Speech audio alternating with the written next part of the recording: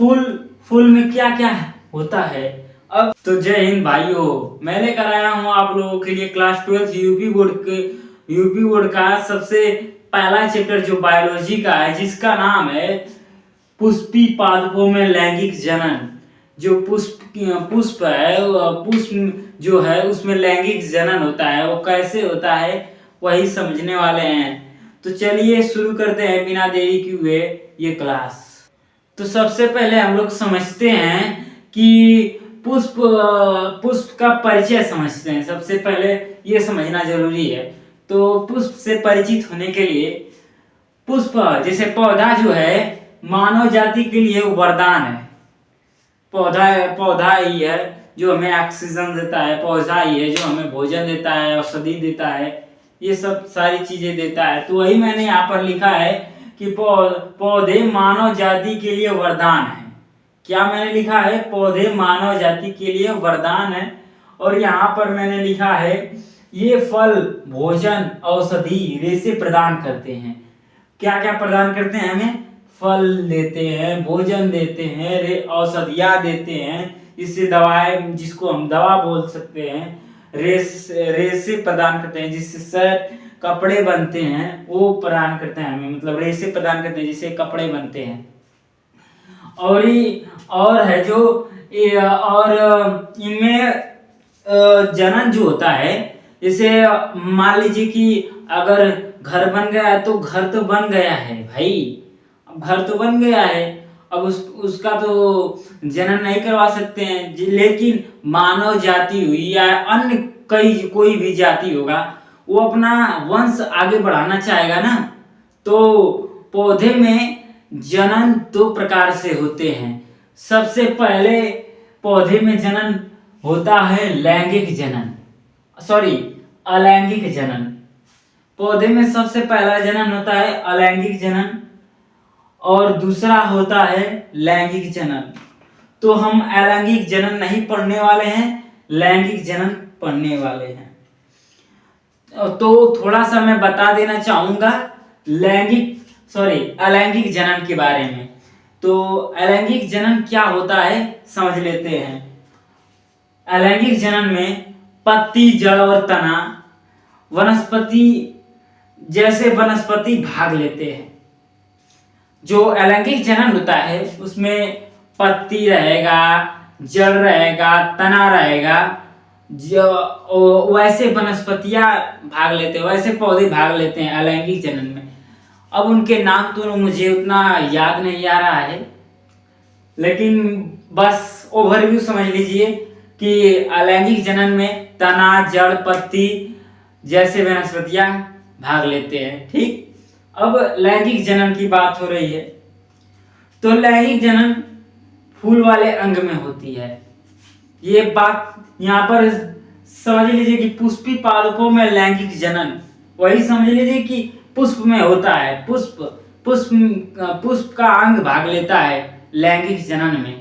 ठीक, तो यहाँ तक आप लोग कुछ समझ में आ गया होगा। तो सर चलिए थोड़ा सा मैं फिर से बता देता हूँ कि परिचय इसका बताया था मैंने। परिचय में क्या बताया कि पौधे मानव जाति के लिए वरदान है। क्या है? मानव जाति के लिए वरदान है। और दूसरी चीज मैंने बताया कि पौधे में फल, भोजन, औषधि, रेशे प्रदान करते हैं। और तीसरी चीज हमने बताया कि इसलिए पौधे में जनन जरूरी है, क्योंकि उनकी निरंतरता बनी रहनी चाहिए, ताकि वो आगे नए पौधे उसी तरह के नए पौधे उगाएंगे, तभी तो हमें फल मिलेगा, औषधि मिलेगी, और रेशे मिलेंगे, भोजन मिलेगा, तभी तो हम लोग खा पाएंगे। और नहीं मिलेगा तो हम लोग कहाँ से खाएंगे? इसलिए पौधे में जनन आवश्यक है। अब और पौधे में दो प्रकार से जनन होता है, अलैंगिक जनन और लैंगिक जनन। अलैंगिक जनन में जो है कि पत्ती, तना और जड़ जैसे वनस्पति भाग लेते हैं, और लैंगिक जनन में फूल अंग भाग लेता है। समझ लीजिए, इतना समझ में आ गया होगा। तो अब हम समझते हैं पुष्प की संरचना। जैसे फूल की संरचना क्या है? फूल में क्या क्या होता है। अब इसी में समझना पड़ेगा आप लोगों को कौन नर जननांग है, कौन मादा जननांग है, क्योंकि इसमें लैंगिक जनन हो रहा है। क्या हो रहा है? लैंगिक जनन हो रहा है। तो इसमें समझना जरूरी है कि कौन नर जननांग है और कौन मादा जननांग है। तो चलिए देखते हैं कौन सा नर जननांग है, कौन सा मादा जननांग है। तो सबसे पहले हम लोग पुंकेसर लेते हैं। पुंकेसर उसे कहते हैं जो नर जननांग होता है पुष्प में, उसे हम लोग कहते हैं पुंकेसर। तो पुंकेसर उस किसको कहते हैं? जो ये वाला भाग है, यहाँ से यहाँ तक ये वाला भाग जो है, इसको हम लोग कहते हैं पुंकेसर। अब इसमें दो भाग पुंकेसर के होते हैं, दो भाग। कौन कौन से होते हैं? दो भाग पुंकेसर के, दो भाग होते हैं। कौन कौन से? सबसे पहले भाग को ये छोटा सा ये डिब्बा जैसा बना हुआ है, ये समझ लीजिए, ये डिब्बा जैसा जो बना हुआ है, इसको हम लोग कहते हैं परागकोश।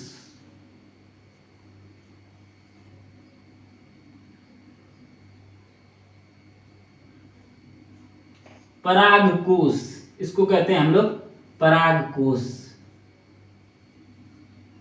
और ये जो लाइन ये जो ऐसे गया हुआ है, उसको हम लोग डंठल या तंतु कहते हैं। क्या कहते हैं उसको? जो सहारा देता है पुष्प में, जैसे ये देखिए पुष्प को ये सहारा दिया हुआ है, ये तो इसको हम लोग डंठल बोलेंगे। उसी तरह वो परागकोश को सहारा दिया हुआ है, इसीलिए उसको हम लोग डंठल बोलेंगे। क्या बोलेंगे? डंठल बोलेंगे। तो सबसे पहले इसको, फिर दूसरा लिखा गया है तंतु, तंतु या डंठल। अब हो गया। अब आप कहेंगे कि ये पुंकेसर यानी नर जननांग है, तो ये आप परागकोश और तंतु क्यों लिख रहे हैं? तो भाई परागकोश और तंतु ये दोनों नर जननांग यानी पुंकेसर के भाग हैं। क्या है? पुंकेसर के ये भाग हैं। किसके भाग हैं? पुंकेसर के, पुंकेसर के भाग हैं।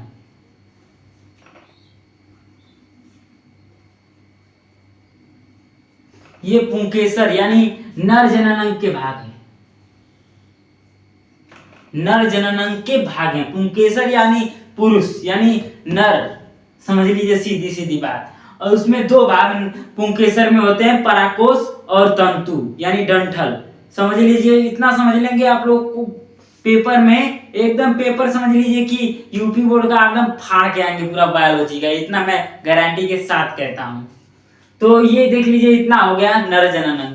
फिर उसके बाद अब आते हैं मादा जननांग पर, यानी स्त्री केसर, जिसको हम लोग बायोलॉजी की भाषा में कहते हैं स्त्री केसर। तो स्त्री केसर में सबसे पहला भाग जो है वो ये है, इस भाग को हम लोग कहते हैं वर्तिकाग्र।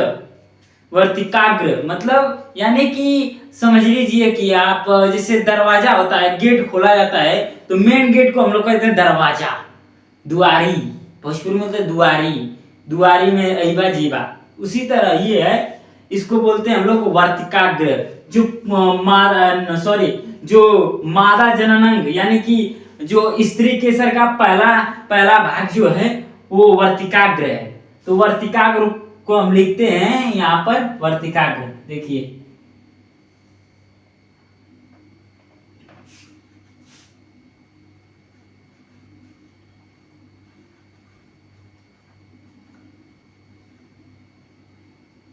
देखिए यहाँ पे लिख दिया मैंने वर्तिकाग्र। और ये जो लंबी सी लाइन आपको दिख रही है ना, ये वाली, ये जो आपको लंबी सी लाइन दिख रही है, मतलब लंबी सी एक नली दिख रही है मादा जननांग में, जो स्त्री केसर है उसमें एक लंबी सी लाइन दिख रही है आपको, ये इसको हम लोग कहते हैं वर्तिका। क्या कहते हैं? वर्तिका इसको कहते हैं। वो वर्तिकाग्र यानी कि घर का एक दरवाजा होता है, उसे हम लोग कहते हैं वर्तिकाग्र, यानी खुली हुई दरवाजा को हम लोग कह रहे हैं वर्तिकाग्र। और जो दरवाजा जो घर है उसको हम लोग घर, जो रूम एक बना रहता है उसको हम लोग कहते हैं घर। तो वही वर्तिकाग्र यानी कि वर्तिकाग्र दरवाजा है वो, और वर्तिका जो एक नली है उसको कहते हैं, इस नली को हम लोग कहते हैं वर्तिका। इस नली को हम लोग कहते हैं वर्तिका।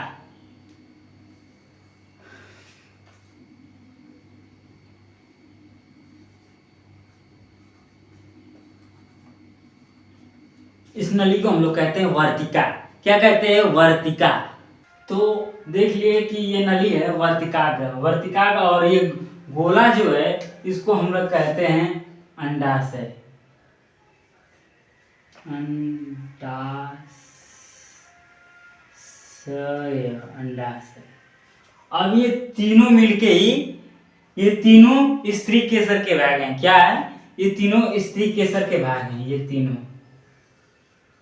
तीनों स्त्री केसर के भाग हैं। ये तीनों स्त्री केसर के भाग हैं। स्त्री केसर, तीनों स्त्री केसर के भाग हैं। अभी इतना तो आप लोगों ने समझ लिया कि ये तीन वर्तिकाग्र, वर्तिका और अंडाशय मिल स्त्री केसर के भाग हैं और ये पराकोष और तंतु नर पुंकेसर के भाग हैं। तो इतना समझ लेने के बाद अब समझते हैं हम कि ये क्या है। इसको हम बोलते हैं बाह्यदल पुंज। बाह्यदल पुंज, ठीक। इसको हम लोग समझ लिए बाह्यदल पुंज है। अब इतना समझ लिए कि ये फूल की संरचना सिर्फ इतनी नहीं होती है। अभी ये किसमें बाकी है? क्या बाकी है? ये पंखुड़ी है। पंखुड़ी। तो अब हमारा इतना अगर आप याद कर सकते हैं तो याद कर लीजिएगा। इस डायग्राम की प्रैक्टिस कर लीजिएगा, क्योंकि इस बार तो एग्जाम में नहीं पूछा था। अगली बार हो सकता है कि 2027 बोर्ड एग्जाम में पूछ सकता है ये वाला डायग्राम, पुष्प की संरचना।